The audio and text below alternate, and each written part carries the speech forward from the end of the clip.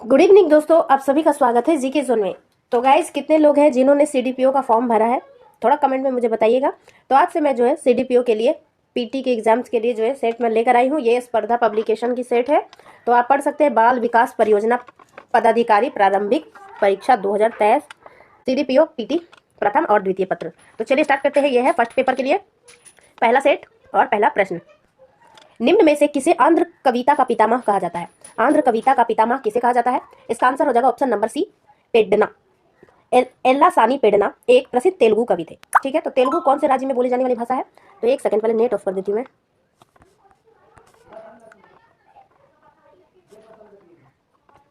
तो पहला प्रश्न है, निम्नलिखित में से किसे आंध्र कविता का पितामह कहा जाता है? इसका आंसर हो जाएगा ऑप्शन नंबर सी, पेड्डना। एल्लासानी पेड्डना एक प्रसिद्ध तेलुगु कवि थे जो राजा कृष्णदेव राय के दरबार में 8 विभूतियों में से एक थे। तो राजा कृष्णदेव राय थे, उनकी 8 जो विभूतियां थी उनमें से एक कौन थे?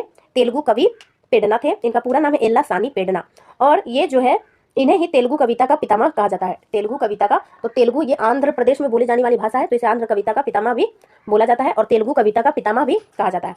नेक्स्ट है, किसे भारत का सिराज कहा जाता है? भारत का सिराज कहते हैं जौनपुर को।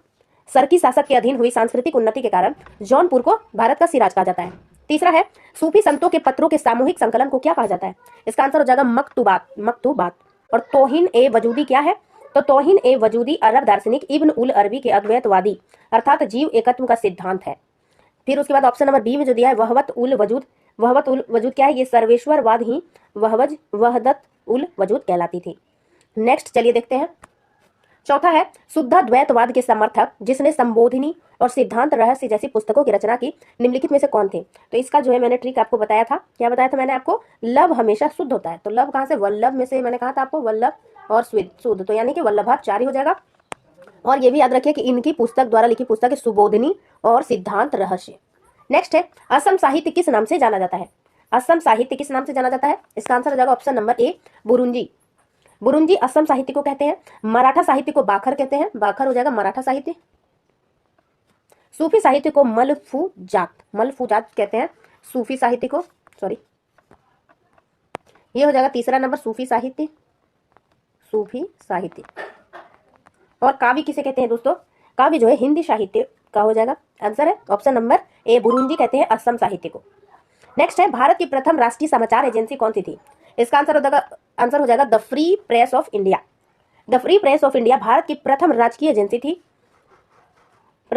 एजेंसी थी, जिसकी स्थापना 1927 ईस्वी में कहाँ हुई थी? बंबई में। नेक्स्ट है 7वां नंबर, दक्षिण अफ्रीका से वापस लौटने के पश्चात गांधी जी ने अपना प्रथम सफल सत्याग्रह कहाँ शुरू किया था? इसका आंसर तो काफी इजी है, चंपारण सत्याग्रह। कब हुआ था? 1917 में हुआ था। और चंपारण सत्याग्रह के लिए चंपारण आने का आग्रह किसने किया था? राम कुमार शुक्ल जो है, उन्होंने गांधी जी को चंपारण आने के लिए आमंत्रित किया था। चलिए आगे देखते हैं 8वां नंबर, निम्नलिखित को कालक्रमानुसार व्यवस्थित कीजिए एवं नीचे दिए गए कूट में सही उत्तर चुनिए।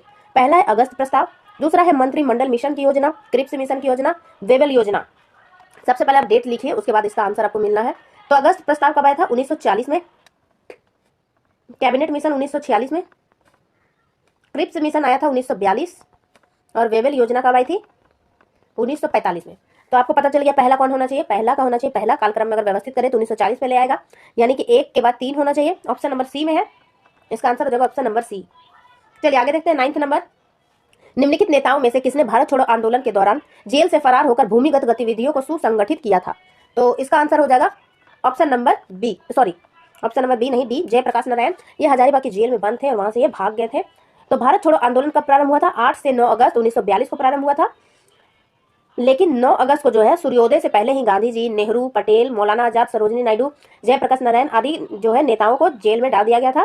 और जयप्रकाश नारायण जो है झारखंड के हजारीबाग में ही बंद थे। तो जयप्रकाश नारायण जो है झारखंड के हजारीबाग जेल में बंद थे और वो अपने दोस्तों के साथ यानी सहयोगियों के साथ जो है जेल से फरार हो गए थे।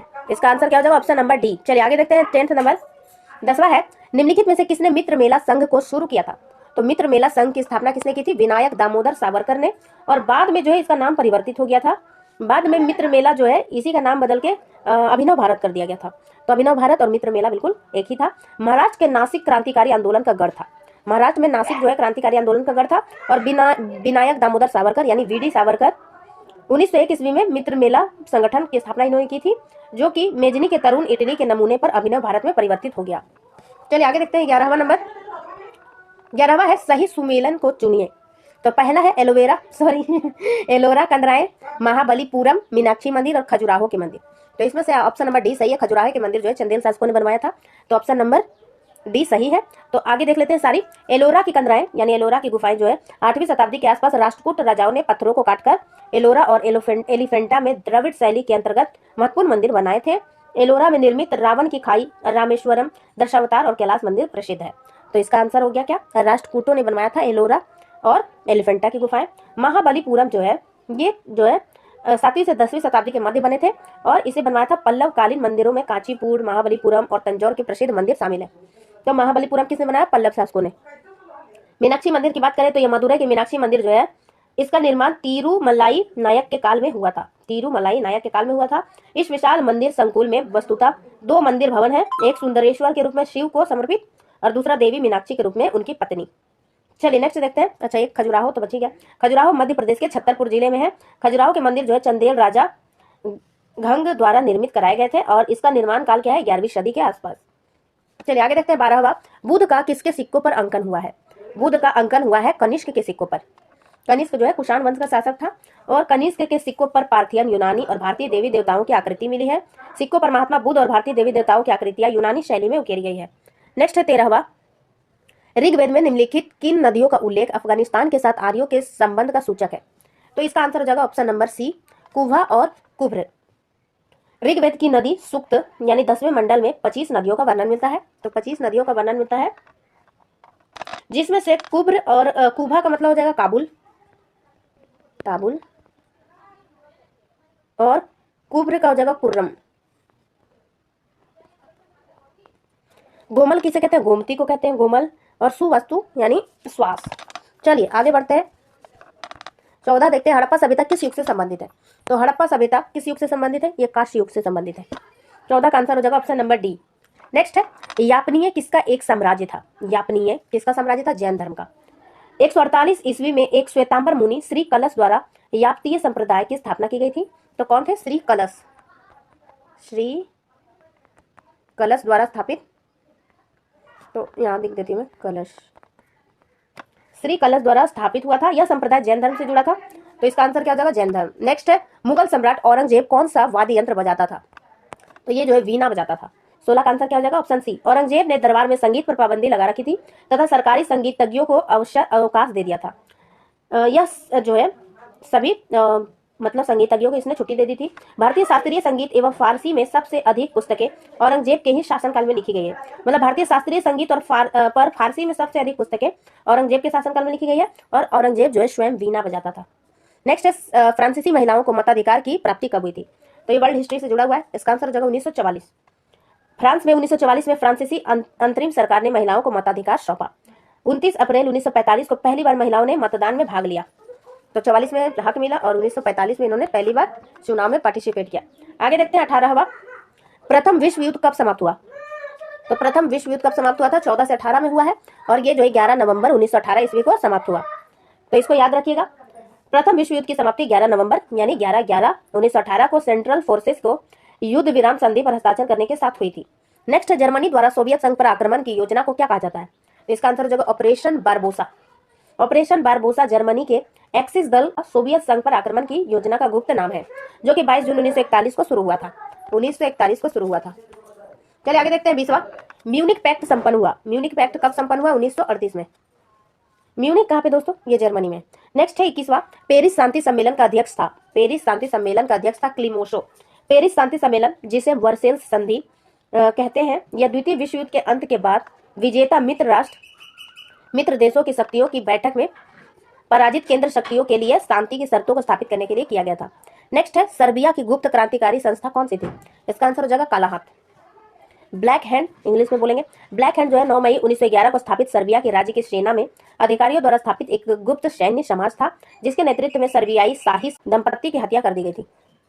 चलिए आगे देखते हैं 23वां। निम्नलिखित में से कौन सा कथन असत्य है। तो सबसे पहले चलिए सारे कथनों को देखते हैं। कौन सा कथन, मार्टिमन व्हीलर के अनुसार भारत की धरती पर नगरीय सभ्यता की तकनीक का आगमन मेसोपोटामिया से हुआ। तो मार्टिमन व्हीलर का मानना है कि भारत की धरती पर जो है नगरीय सभ्यता की तकनीक कहाँ से आई, मेसोपोटामिया से। दूसरा है बनावली में मिट्टी का बना खिलौना हल का साक्ष्य मिला है, तो ये तो बिल्कुल सही है। सभा भवन सिंधु सभ्यता की सबसे बड़ी इमारत थी, ये बिल्कुल गलत है। सभा भवन जो है सिंधु घाटी सभ्यता की सबसे बड़ी इमारत नहीं थी। सिंधु घाटी सभ्यता की सबसे बड़ी इमारत थी अन्नागार। नेक्स्ट है मोहनजोदड़ो से कब्रिस्तान का साक्ष्य नहीं मिला है, तो ये भी कथन जो है सत्य है। तो कथन कौन सा आंसर हो जाएगा? Option number C. ये कथन जो है बिल्कुल असत्य है कि सभा भवन सिंधु घाटी सभ्यता की सबसे बड़ी इमारत थी। इसका आंसर क्या होना चाहिए? अन्नागार जो है सिंधु घाटी सभ्यता की सबसे बड़ी इमारत थी। चलिए नेक्स्ट देखते हैं 24वां नंबर। बोगज कोई अभिलेख में किस देवता का उल्लेख नहीं मिलता है? तो बोगज कोई अभिलेख जो है इससे वरुण, नासत्य और इंद्र का वर्णन मिलता है, जबकि मरुत का वर्णन नहीं मिलता है। एशियाई माइनर से प्राप्त 1400 बीसी की बोगज कोई अभिलेख में इंद्र, वरुण, मित्र और नासत्य देवताओं का उल्लेख मिलता है। तो मरुत की जगह अगर मित्र रहता तो ये सही होता, लेकिन यहाँ पे दिया है मरुत, ये हमारा आंसर हो जाएगा, यानी इसका उल्लेख नहीं मिलता है। नेक्स्ट है 25वां। किसका आरंभ उत्तर वैदिक काल में हुआ था? उत्तर वैदिक काल में किसका आरंभ हुआ था? ऋग्वेद के 10वें मंडल में वन विभाजन का। तो 25 का आंसर तो पहला ही सत्य हो जाएगा, क्योंकि आपको पता है वर्ण विभाजन जो है उत्तर वैदिक काल की देन है।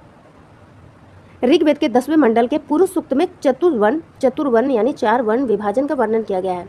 यह मंडल उत्तर वैदिक काल से जोड़ा गया था। चलिए आगे देखते हैं 26वां।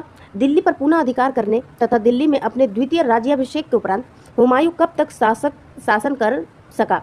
तो कब तक शासन कर सका? तो इसका आंसर हो जाएगा 6 माह तक ही ये शासन करा। उसके बाद ये सीढ़ियों से गिरकर इसकी मृत्यु हो गई थी। जुलाई 1555 से जनवरी 1556 तक हुमायूं ने 6 माह तक दूसरी बार शासन किया। इसके बाद जो है सीढ़ियों से गिरकर इसकी मृत्यु हो गई थी। आगे देखते हैं 27वां नंबर। सूची 1 और सूची 2 का मिलान करना है। चलिए तो देखते हैं। कूका विद्रोह का संबंध कुकी विद्रोह, कूका विद्रोह, पावना विद्रोह और बिरसा मुंडा विद्रोह। तो काफ़ी ज़्यादा इजी है। बिरसा मुंडा सबसे पहले तो आप इसको मिला दीजिए। तो पहला का आंसर डी का आंसर 3 होना चाहिए, इसलिए 2 को एलिमिनेट कर दीजिए। दूसरा है पावना विद्रोह हुआ था बंगाल में, तो 2 हो जाएगा। तो 2 ऑप्शन नंबर डी में है। तो 27 का आंसर तो यूँ ही मिल गया हमें डी। अब नेक्स्ट देखते हैं। देखिए कुकी विद्रोह जो है, कुकी जनजातियाँ मणिपुर, असम वगैरह में निवास करती है। तो कुकी विद्रोह कहाँ की है? मणिपुर की है। और कूका विद्रोह हुआ था पंजाब में। थोड़ा सा डिटेल्स भी हम जान लेते हैं। कुकी विद्रोह जो है, कुकी विद्रोह 1917 से 19 ईस्वी में 1917 से 1919 में मणिपुर में हुआ था। और यह प्रथम विश्व युद्ध के दौरान अंग्रेजों द्वारा मजदूरों की भर्ती किए जाने की नीति के विरोध में किया गया था। कुकी विद्रोह जान लीजिए कि मणिपुर में हुआ था, 17 से 19 के बीच में हुआ था। और इसका कारण क्या था? प्रथम विश्व युद्ध के दौरान अंग्रेजों द्वारा मजदूरों को जबरदस्ती जो है भर्ती किया जा रहा था, इसी के विरोध में यह विद्रोह हुआ था। कूका विद्रोह की बात करें तो यह विद्रोह जो है 1840 ईस्वी में पश्चिम बंगाल में, कूका विद्रोह जो है 1840 ईस्वी में, पश्चिम बंगाल नहीं होना चाहिए, इसका पंजाब होना चाहिए, ठीक है, पंजाब में भगत जवाहर मल उर्फ सियाम साहब के द्वारा किया गया था। इस आंदोलन का मुख्य उद्देश्य क्या था? सिख धर्म में प्रचलित बुराइयों और अंधविश्वासों को दूर करके धर्म को शुद्ध करना। तो कूका विद्रोह 1840। चलिए नेक्स्ट देखते हैं पाबना विद्रोह। पाबना विद्रोह जो है पश्चिम बंगाल में हुआ था। और पाबना विद्रोह हुआ था 1870 और 80 के दशक में। 1870-80 के दशक में जमींदारों द्वारा किसानों पर कानूनी सीमा से बहुत अधिक करारोपण और उसकी मनमानी बड़े पैमाने पर हुई। इन कारगुजारियों के खिलाफ बंगाल में 1873 से 76 के बीच, तो ये दशक है 1870-80 के दशक में, और एग्जैक्ट डेट पूछा जाए तो 1873 से 76 के बीच जो एक सफल किसान आंदोलन हुआ, जिसे पाबना विद्रोह के नाम से जाना जाता है। तो कुकीज़ विद्रोह, देखिए इसे मैंने कैसे याद किया था। कुकीज़ कौन खाते हैं? जिनके पास मनी होता है। हम तो बिस्किट खाते हैं गरीब लोग, कुकीज़ खाते हैं कौन? मनी वाले लोग, यानी कि बहुत अमीर लोग। इस तरीके से याद रख सकते हैं। कूका भी याद रख सकते हैं। गाना सुना होगा आपने, हाई नी तेरा कोका। कोका मीन्स क्या होता है? नाक में जो पहनने वाला कुछ होता है, नाक का बेसर, उसे पहनते हैं। तो पंजाबी भाषा में कहते हैं, इसलिए पंजाब याद हो जाएगा। बिरसा आंदोलन तो आप सभी को पता है, झारखंड में ही हुआ होगा। और पाबना विद्रोह ये बिल्कुल यूं ही याद रख लीजिए, पाबना पश्चिम बंगाल, पाबना पश्चिम बंगाल, ठीक है। चलिए आगे देखते हैं 28वां नंबर। 28 नंबर है, निम्नलिखित घटनाओं को उनके काल क्रमानुसार व्यवस्थित कीजिए और अपना उत्तर दिए गए कूट की सहायता से चुनिए। पहला है अंतरिम सरकार का गठन, अंतरिम सरकार का गठन। दूसरा है कैबिनेट मिशन योजना का पहुंचना, मुस्लिम लीग द्वारा सीधी कार्रवाई दिवस प्रारंभ करना, जिन्ना द्वारा शिमला कॉन्फ्रेंस का विरोध करना। जैसे जैसे आप लिखिएगा उससे आपको जो है इसका आंसर मिलता जाएगा। तो सबसे पहले चलिए लिखते हैं अंतरिम सरकार का गठन।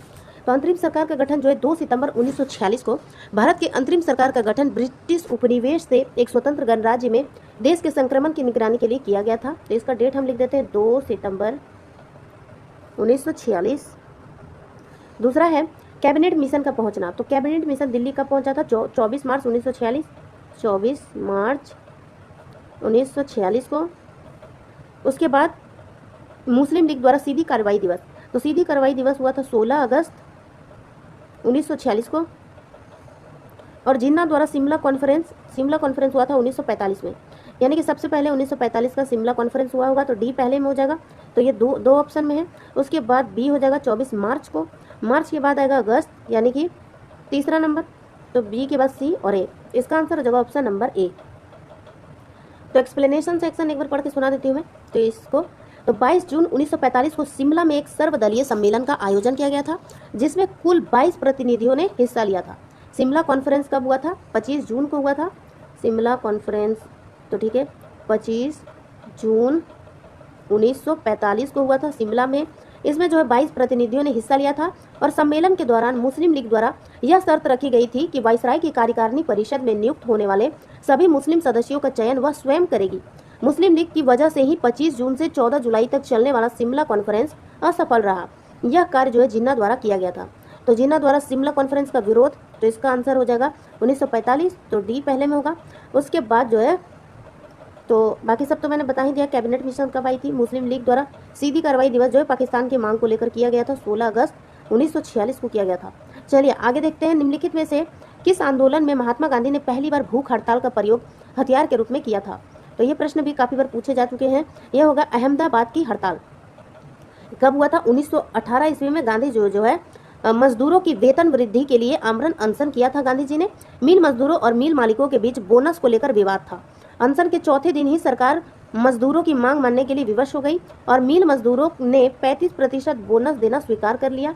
अतः गांधी जी ने पहली बार भूख हड़ताल का प्रयोग अहमदाबाद की हड़ताल में किया था। चलिए आगे बढ़ते हैं। 30वां नंबर है, दुनिया के मजदूरों एक हो जाओ। यह नारा किसका है? तो ये नारा है कार्ल मार्क्स का है। कार्ल मार्क्स जर्मन दार्शनिक प्रणेता थे। इनका जन्म हुआ था 1818 ईस्वी को त्रेवेस के एक यहूदी परिवार में। 1824 में इनके परिवार ने ईसाई धर्म स्वीकार कर लिया था। आगे है 31 नंबर, पृथ्वी की आयु कितनी है? तो पृथ्वी की आयु है 4.5 अरब वर्ष। चलिए नेक्स्ट देखते हैं। 32 नंबर है, सौर मंडल का सबसे बड़ा ग्रह कौन सा है? तो ये इजी प्रश्नों के कैटेगरी में आप इसे ले सकते हैं। बृहस्पति ग्रह जो है सौर मंडल का सबसे बड़ा ग्रह है।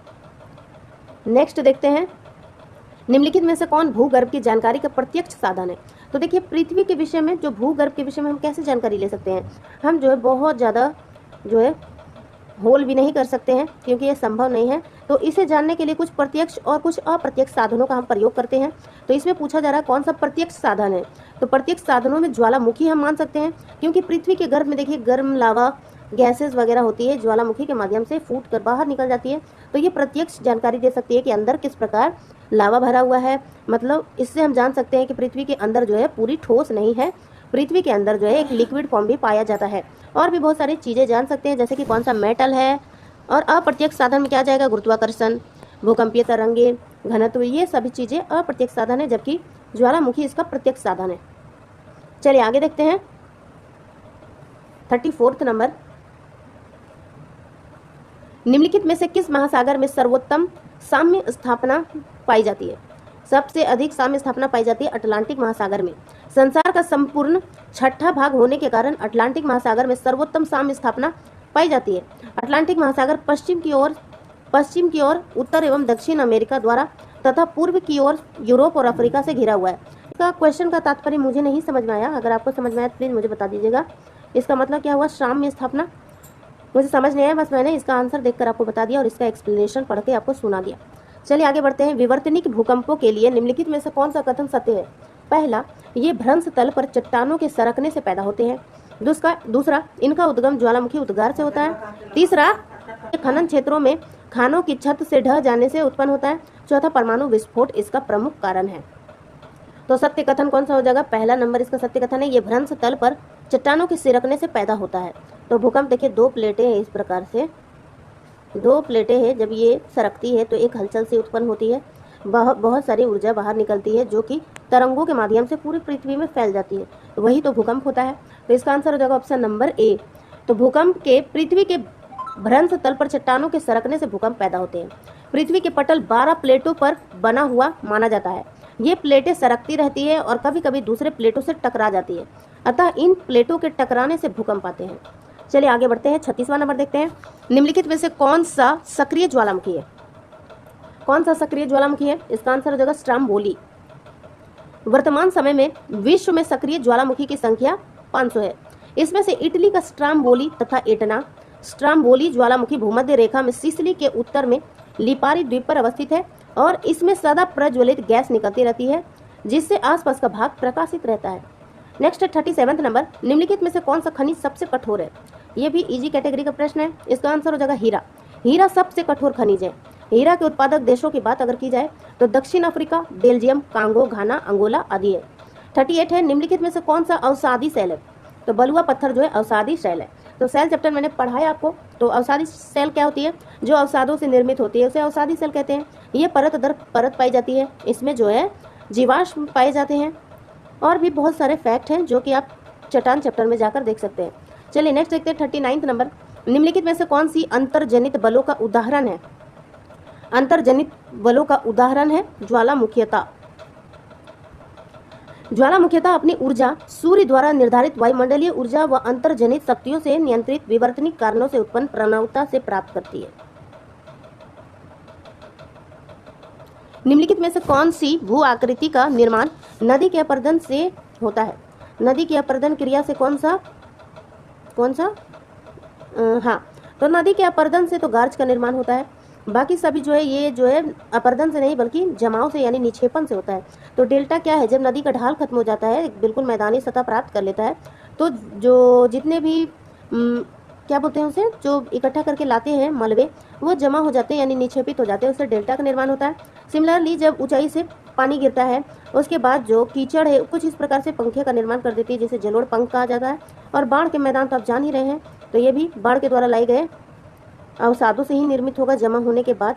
इसका आंसर क्या हो जाएगा? गॉर्ज जो है ये अपरदन की वजह से होता है। जब पानी जो है धीरे धीरे चट्टानों को काटती जाती है तो एक गर्ज का निर्माण हो जाता है।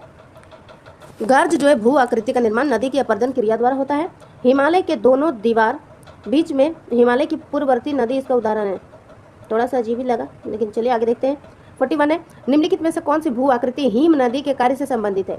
यानी कि बर्फों के द्वारा बनी हुई आकृति। जलप्रपात तो बिल्कुल नहीं हो सकता क्योंकि यह नदी से बनता है, तो इसे चलिए काट देते हैं।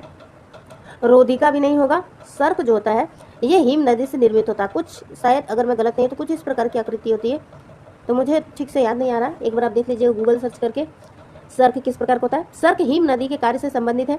सर्क के पृष्ठ पार्श्व बहुत ऊंचे व खड़ी ढाल वाले होते हैं। प्रायः बर्फ के पिघलने से सर्क में जल भर जाता है और झील बन जाता है, जिसे सर्क झील कहा जाता है। चलिए नेक्स्ट देखते हैं। निम्नलिखित में से कौन सी गैस हमें सूर्य से आने वाले हानिकारक पराबैंगनी विकिरणों से बचाती है? तो ये भी इजी प्रश्न है। ओजोन हो जाएगा इसका आंसर। ओजोन गैस जो है समताप मंडल में पाई जाती है और ये पराबैंगनी विकिरणों से हमारी सुरक्षा करती है। आगे देखते हैं। अश्व अक्षांश कहाँ पाए जाते हैं? तो हॉर्स लैटिट्यूड कहाँ पे पाए जाएंगे? उपोष्ण उच्च दाब में लगभग 30 डिग्री से 35 डिग्री अक्षांशों के मध्य में दोनों गोलार्धों में उच्च वायुदाब की पेटियां उपस्थित होती है। इसी उच्च वायुदाब पेटियों में अश्व अक्षांश पाए जाते हैं। 44वां 44th नंबर है, निम्नलिखित में से कौन सा बल्ब अथवा प्रभाव भूमंडलीय पवनों को विक्षेपित करता है? तो इसका आंसर हो जाएगा कैरियोलिस फोर्स। कैरियोलिस प्रभाव पृथ्वी के घूर्णन के कारण पवनें अपनी मूल दिशा से विक्षेपित हो जाती है। कैरियोलिस बल जो है फ्रांसीसी वैज्ञानिक के नाम पर पड़ा है, जिसने सबसे पहले इस बल का अनुभव 1835 में किया था। 1835 में। नेक्स्ट है 45th नंबर, निम्नलिखित प्रकार के बादलों में से आकाश में सबसे ऊंचा बादल कौन सा है? तो देखिए बादल जो है कई प्रकार के होते हैं, जिसमें से पक्षाप बादल जो है सबसे ऊंचाई पर पाए जाते हैं। पक्षाप बादल हिम के कणों से बने होते हैं, ऊंचे सफेद और पतले चादर हैं। यह आकाश में सबसे ऊंचा बादल है। 46वां है, विश्व का पहला जूट मिल कहाँ स्थापित किया गया था? विश्व का पहला जूट मिल भारत के रीसरा में हुआ था। सोने के रेशे के नाम से मशहूर जूट के रेशे से सामानों का निर्माण करने में भारत का विश्व में प्रथम स्थान है। इस उद्योग का पहला कारखाना कोलकाता के समीप रीसरा नामक स्थान पर 1859 में लगाया गया था। और रीसरा कहाँ पे है? कोलकाता में। विश्व की सबसे लंबी गैस पाइपलाइन कौन सी है? इसका आंसर है A, East West pipeline, China. Next है 48, निम्नलिखित में से कौन से जलाशय में सर्वाधिक जल होता है? इसका आंसर हो जाएगा हिम नदियां एवं हिम टोपियां। तो पूरी पृथ्वी पर बर्फ के टोपियों से ढका हुआ इलाका 3 करोड़ वर्ग किलोमीटर है, जहां पानी का सर्वाधिक भंडार है। नेक्स्ट है 59 नंबर, श्रीलंका में रहने वाले पिग्मी को किस नाम से जाना जाता है? तो श्रीलंका में रहने वाले पिग्मी को वेदा के नाम से जाना जाता है। कहीं पे वेदा भी रहता है, कहीं पे डबल दा यानी वेदा। 50वां है, लवणता को प्रति समुद्री जल में घुले हुए नमक की मात्रा में व्यक्त किया जाता है। तो इसका आंसर क्या हो जाएगा? ऑप्शन नंबर बी 1000 ग्राम। सागरीय जल में लवणता को 1000 ग्राम जल में व्यक्त किया जाता है। महासागरों में मिलने वाली लवणता में सबसे अधिक उत्तरी अटलांटिक महासागर के सरगोशी क्षेत्र में मिलती है। हाँ, सागरीय जल की ऊपर एवं नीचे गिरने की नीचे गति किससे संबंधित है? तो ये ज्वार भाटा से संबंधित है। तो आपको पता होगा कि ज्वार जब, जैसे कि मान लीजिए ये एक समुद्र का पानी है, ठीक है, समुद्र तट है और ये है तट रेखा। तो पानी कभी कभी आप देखते होंगे पानी का स्तर जो इस तरीके से बढ़ जाता है, काफी अंदर तक चला जाता है, तट के अंदर तक आ जाता है, यानी कि जल स्तर में वृद्धि हो जाती है, तो इसे कहते हैं ज्वार। और कभी कभी जो ये बिल्कुल पीछे चला जाता है, अपने तट से बहुत पीछे चला जाता है, यानी कि इसका स्तर जो है घट जाता है, तो इसको कहते हैं भाटा। तो इसका आंसर क्या हो जाएगा? ज्वार। तो ज्वार भाटा रहता तो ज्यादा बेटर था, क्योंकि इसमें ऊपर और नीचे दोनों पूछा गया है एनीवे, लेकिन इसका आंसर है ऑप्शन नंबर ए। नेक्स्ट है, ज्वार भाटा के निर्माण के लिए कौन सा बल उत्तरदायी नहीं है? पहला पृथ्वी के गुरुत्वाकर्षण शक्ति, दूसरा सूर्य की गुरुत्वाकर्षण शक्ति, चंद्रमा की गुरुत्वाकर्षण शक्ति और कैरियोलिस बल। इसका आंसर हो जाएगा कैरियोलिस फोर्स। कैरियोलिस शक्ति का ज्वार भाटा से संबंध नहीं है। कैरियोलिस शक्ति से पृथ्वी के घूर्णन के कारण पवनें अपनी दिशा में परिवर्तन करती है। नेक्स्ट है, पृथ्वी तथा चंद्रमा की न्यूनतम दूरी है।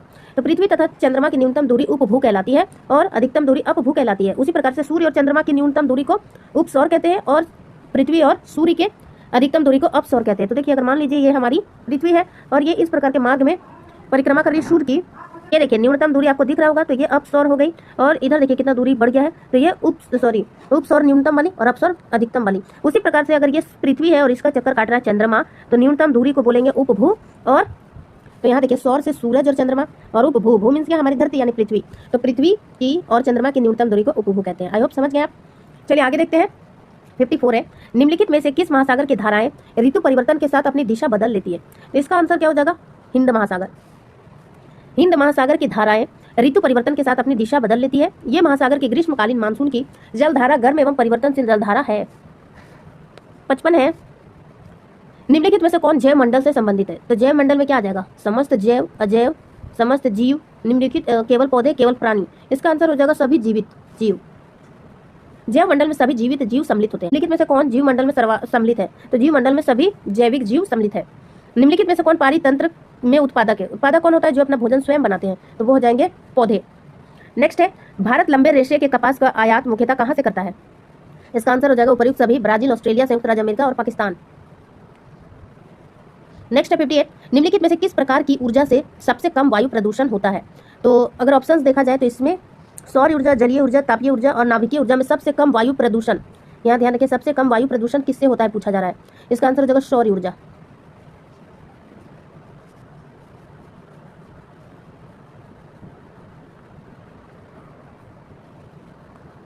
नेक्स्ट है, देश में कुल विद्युत उत्पादन में ताप विद्युत का योगदान कितना है? इसका आंसर हो जाएगा 57.8%। नेक्स्ट है, निम्नलिखित में से किस देश में पृथ्वी सम्मेलन हुआ था? पृथ्वी सम्मेलन ब्राजील में हुआ था। कब हुआ था? 1992 में। इसे रियो सम्मेलन कहते हैं, क्योंकि ये रियो डी जनेरियो नामक स्थान पर हुआ था। और इसमें जो है 25,000 से 45,000 व्यक्तियों ने अपनी ओर से भाग लिया था इसमें।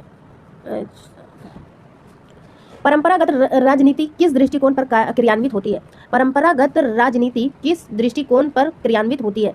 इसका आंसर हो जाएगा नैतिक दृष्टिकोण। परंपरागत राजनीति नैतिक दृष्टिकोण के आधार पर क्रियान्वित होती है। इसके अंतर्गत आदर्शात्मक पद्धति को अपनाया जाता है तथा इसमें धर्म, दर्शन, नैतिकता आदि का विशेष प्रभाव दिखता है, देखने को मिलता है। आगे देखते हैं 62वां, व्यवहारवाद क्या है? तो व्यवहारवाद जो है एक मनोदशा और एक अनुनय दोनों है। आंसर हो जाएगा 62 का आंसर सी हो जाएगा। व्यवहारवाद एक मनोदशा व अनुनयन है। व्यवहारवाद कोई निश्चित सिद्धांत नहीं है जिसकी अपनी निश्चित मान्यता और नियम हो। व्यवहारवाद का उद्देश्य नई इकाइयों, नई पद्धतियों, नई तकनीकों के तथा एक व्यवस्थित सिद्धांत का विकास करना है। 63 है, भारत में दलीय व्यवस्था किस प्रकार की है? तो भारत में बहुदलीय व्यवस्था है। यहाँ पर कोई एक दल या दो दल नहीं, बहुत सारे दल है। जैसे कि कहा, यहाँ पे जो है 6 राष्ट्रीय और अनेक क्षेत्रीय दल है। Bharatiya Janata Party, Indian National Congress, Communist Party, Aam Aadmi Party, Bahujan Samajwadi Party, National People's Party, ये सभी बहुत सारी पार्टियां यहाँ पे है। नेक्स्ट है, भारतीय संविधान में किस अनुच्छेद में निर्वाचन आयोग का उल्लेख है? निर्वाचन आयोग का उल्लेख है अनुच्छेद 324 में। तो आप एक प्रश्न में पूछती हूँ, निर्वाचन आयोग कौन से भाग में है? आप इसे कमेंट करके बताइएगा। ये अनुच्छेद तो दिया हुआ है 324, आप भाग बताइएगा कौन से भाग में निर्वाचन आयोग के विषय में बताया गया है। आगे है, गांधी की राज्य का आदर्श रूप क्या था? तो राम राज्य इसका आंसर हो जाएगा। 65 का आंसर हो जाएगा बी। 66वां है, मार्क्सवादी समाजवाद का जन्म कब हुआ था? तो मार्क्सवादी समाजवाद का जन्म हुआ था 19वीं शताब्दी के मध्य में। मार्क्सवादी समाजवाद का जन्म 19वीं शताब्दी के मध्य में हुआ। मार्क्सवाद का चरम लक्ष्य एक वर्गहीन व राज्यहीन समाज की स्थापना करना है। मार्क्सवाद का चरम लक्ष्य क्या है? एक वर्गहीन नहीं, वर्ग विहीन व राज्यविहीन समाज की स्थापना करना। नेक्स्ट है 67 नंबर, भारत के संविधान का भाग 3 संबंधित है। तो भाग 3 किससे संबंधित है? मौलिक अधिकारों से। भाग 4 संबंधित किससे है? मौलिक कर्तव्य से, नीति निर्देशक सिद्धांत से। 4 क है मौलिक कर्तव्य से संबंधित, और नागरिकता भाग 2 में है। नेक्स्ट है, प्लेटो ने अपनी पुस्तक, किस पुस्तक में न्याय संबंधित अवधारणा की व्याख्या की है? तो ये जो है इसका आंसर हो जाएगा द रिपब्लिक। द रिपब्लिक प्लेटो की रचना है, जिसमें इसने न्याय संबंधित अवधारणा की व्याख्या की है। पाश्चात्य विद्वान प्लेटो ने न्याय के सिद्धांत की विस्तार से चर्चा की है और इसे अपनी संपूर्ण दर्शन का आधार बताया है। उसने अपनी प्रसिद्ध कृति रिपब्लिक की उपशीर्षक को न्याय से संबंधित किया है। आगे देखते हैं 69, प्राचीन भारतीय समाज में न्याय का संबंध था। तो प्राचीन भारतीय समाज में न्याय का संबंध था धर्म से। प्राचीन भारतीय समाज में न्याय का संबंध धर्म से था। न्याय सदा से ही चिंतन का महत्वपूर्ण विषय रहा है। प्राचीन काल में इसे धर्म के पर्याय के रूप में माना जाता था। इसे जैसी करनी वैसी भरनी, कर्मों का फल, पूर्व जन्म का फल, ईश्वर की इच्छा कहकर पुकारा जाता था। नेक्स्ट है 70वां, निम्नलिखित में से किसको हटाने का प्रावधान संविधान में नहीं है? उपराष्ट्रपति, राष्ट्रपति, अटॉर्नी जनरल, गवर्नर। तो गवर्नर जो है, इसे हटाने का कोई प्रावधान नहीं है। गवर्नर यानी राज्यपाल जो है, राष्ट्रपति के प्रसाद पर्यंत ही अपने पद पर बने रहते हैं। इन्हें जब राष्ट्रपति उचित समझे तब इन्हें हटा सकते हैं। तो 70 का आंसर क्या हो जाएगा? Option number C. राज्यपाल को हटाने का प्रावधान संविधान में नहीं है। राज्यपाल की नियुक्ति राष्ट्रपति द्वारा 5 वर्षों की अवधि के लिए की जाती है और वह राष्ट्रपति के प्रसाद पर्यंत ही पद धारण करता है। तो 5 वर्ष में कभी भी इनका ट्रांसफर हो सकता है या फिर इन्हें पद से विमुक्त किया जा सकता है। आगे देखते हैं 71, आर्थिक विकास का सबसे अच्छा सूचक किसके द्वारा प्रदान किया जा सकता है? तो इसका आंसर क्या हो जाएगा? प्रति व्यक्ति वास्तविक आय में वृद्धि। प्रति व्यक्ति वास्तविक आय में वृद्धि आर्थिक विकास का सबसे अच्छा सूचकांक माना जा सकता है। आगे है 72 नंबर, इनमें से कौन राष्ट्रीय विकास परिषद का हिस्सा नहीं है? पहला है नीति आयोग के सचिव, योजना और कार्यक्रम कार्यान्वयन मंत्रालय के सचिव, नीति आयोग के अध्यक्ष, भारत के वित्त आयोग के अध्यक्ष। इसका आंसर हो जाएगा ऑप्शन नंबर डी। राष्ट्रीय विकास परिषद का गठन कब हुआ था? 6 अगस्त 1952 को। आगे देखते हैं, सूची 1 और सूची 2 को मिलाना है। सरकारिया आयोग का संबंध किससे है? रंगराजन समिति, पारेख समिति और नरसिम्हन समिति। तो चलिए देखते हैं। सरकारिया इजी है कि यह केंद्र और राज्य संबंधों से संबंधित है। पहला का 3, जिसमें आंसर वही होगा। ऑप्शन नंबर ए, काफी ज्यादा ही इजी ऑप्शन दे दिया, जिसको एक पता था वो आंसर तुरंत ही कर लेता। तो चलिए देखते हैं, सरकारिया आयोग का संबंध है केंद्र राज्य संबंध से। सी, रंगराजन समिति, गरीबी के मापन के लिए इस समिति का गठन किया गया था। गरीबी की माप की कार्य प्रणाली की समीक्षा करने के लिए। सरकारिया हो गया केंद्र राज्य संबंध। पारेख समिति और नरसिम्हन समिति। तो नरसिम्हन समिति मोस्ट ऑफ द लोगों को पता होगा, बैंकिंग क्षेत्र में सुधार से रिलेटेड है। और पारेख समिति जो है इंफ्रास्ट्रक्चर फाइनेंसिंग के लिए है। तो इसका आंसर क्या हो जाएगा? Option number A. चलिए आगे बढ़ते हैं, 74 नंबर देखते हैं। निम्न राज्यों पर विचार कीजिए, पंजाब, उत्तर प्रदेश, आंध्र प्रदेश, पश्चिम बंगाल। भारत में चावल उत्पादक राज्यों के रूप में उपयुक्त सही आरोही क्रम को चुने, यानी कम से अधिक। तो इसका आंसर क्या हो जाएगा? सबसे अधिक देखिए पश्चिम बंगाल में, तो पश्चिम बंगाल सबसे लास्ट में होना चाहिए, तो यहाँ पे है आंसर, तो डी ही इसका आंसर हो जाएगा। आंध्र प्रदेश से अधिक चावल का उत्पादन करता है पंजाब, पंजाब से अधिक उत्तर प्रदेश और उत्तर प्रदेश से अधिक पश्चिम बंगाल। इसका आंसर है डी। भारत के वित्त आयोग के संदर्भ में निम्नलिखित तथ्यों पर विचार कीजिए। पहला है, वित्त आयोग एक संवैधानिक निकाय है। दूसरा है, संविधान के अनुच्छेद 280 के तहत वित्त आयोग की स्थापना की गई है। तीसरा, वित्त आयोग द्वारा दी गई सिफारिशें प्रकृति में केवल सलाहकार है। चौथा है, पहला वित्त आयोग का गठन 1951 में किया गया था। तो पहला देखिए, संविधान के आर्टिकल 280 में वित्त आयोग का उल्लेख है, ये सही है, इसलिए यह संवैधानिक निकाय भी हो जाएगा।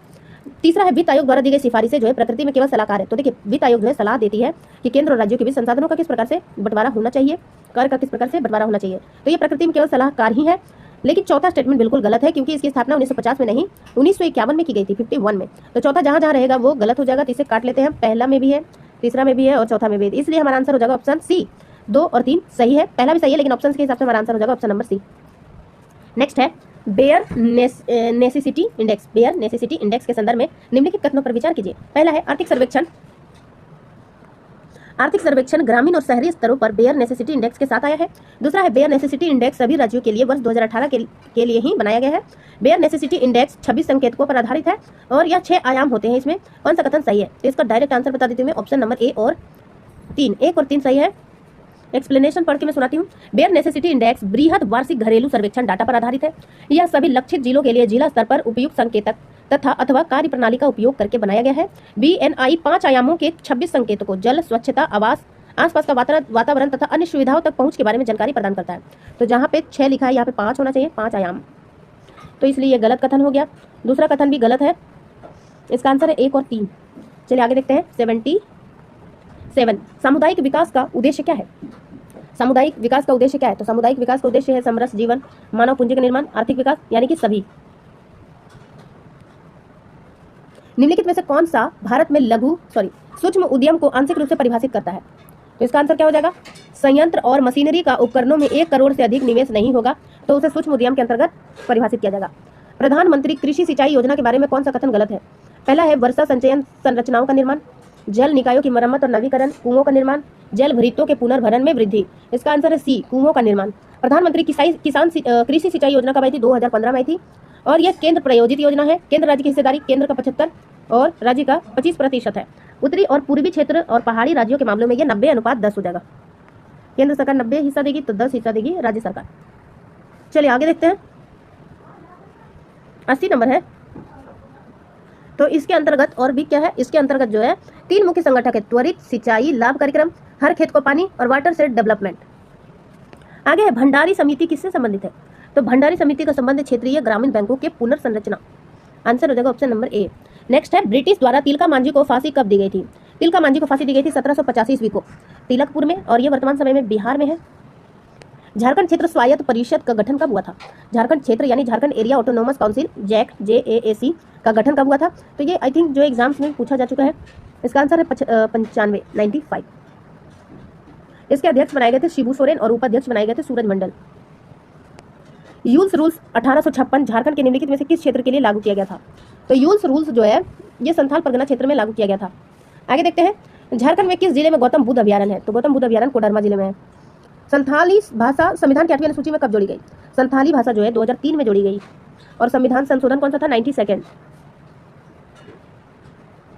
ICDS का संचालन डैश के माध्यम से किया जाता है।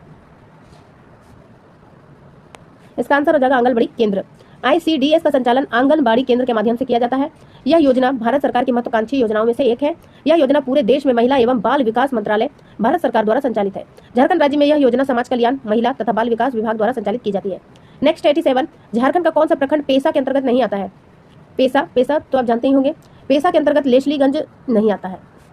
लेसलीगंज जो है ये कहाँ पे है? पलामू क्षेत्र में पड़ता है। झारखंड का लेसलीगंज प्रखंड पेशा में सम्मिलित नहीं है। लेसलीगंज प्रखंड पलामू जिला में है और पलामू जिला की स्थापना हुई थी 1892 में। इसका मुख्यालय मेदिनीनगर है। जनजातीय परामर्शी परिषद के अध्यक्ष कौन होते हैं? इसका आंसर हो जाएगा राज्य के मुख्यमंत्री। 89 नंबर है डैश म्यूनिसिपल कॉर्पोरेशन के औपचारिक प्रधान होता है? म्यूनिसिपल कॉर्पोरेशन का औपचारिक प्रधान होता है मेयर। 90 है माइका खान कहाँ पाया जाता है? तो ये कोडरमा में, माइका खान जो है कोडरमा में पाया जाता है। 91 नंबर देखते हैं बेतला राष्ट्रीय उद्यान मुख्यतः स्थित है। तो बेतला राष्ट्रीय उद्यान कहाँ पे अवस्थित है? बेतला राष्ट्रीय उद्यान लातेहार जिला में पड़ता है। संथाली, मुंडारी, हो तथा खड़िया मुंडा भाषा परिवार की है, जबकि उराव, कोरवा और पहाड़िया यानी मालतो भाषा जो है ये द्रविड़ भाषा परिवार से संबंधित है। 92 का आंसर हो जाएगा सी। कितने राज्य झारखंड की सीमा में है? तो 5 राज्य हो जाएगा। उत्तर में बिहार, दक्षिण में उड़ीसा, पूर्व में पश्चिम बंगाल और पश्चिम में हो जाएगा उत्तर प्रदेश और छत्तीसगढ़। नेक्स्ट है 94 नंबर झारखंड में कौन सा अरण्य प्रभाग यानी फॉरेस्ट डिवीजन का बृहत्तम संरक्षित अरण्य घोषित किया गया है? ये हो जाएगा सारंडा। 95 नंबर है वर्ष 1914 में कौन सा आंदोलन हुआ था? तो वर्ष 1914 में ताना भगत आंदोलन हुआ था। तो ताना भगत आंदोलन जो है 1914 ईस्वी में प्रारंभ हुआ था और अगर डेट पूछा जाए तो 21 अप्रैल 1914 को हुआ था और इसके नेतृत्वकर्ता कौन थे? जतरा उराव। ताना भगत जो है पहले सुधारात्मक आंदोलन के रूप में स्टार्ट हुआ था, धार्मिक आंदोलन जैसा था, फिर उसके बाद ये धीरे धीरे स्वतंत्रता संग्राम में भी जुड़ गया। ताना भक्तों को गांधी जी ने अपना प्रिय शिष्य भी घोषित किया। ताना भक्तों ने 400 रुपए की थैली जो है गांधी जी को भेंट की थी।